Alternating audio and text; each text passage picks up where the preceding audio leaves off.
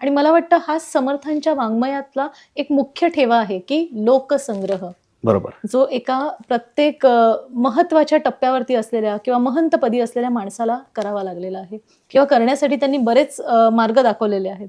त्यासाठी आचारधर्म सांगितलेले आहेत. समर्थांचा महंत प्रत्यक्षात उतरवताना स्वतःमध्ये काही बदल करावेसे गरज पडली का? किंवा काय बदल केले किंवा कसं घडवलं तुम्हाला तुम्ही स्वतःला त्या दृष्टीने?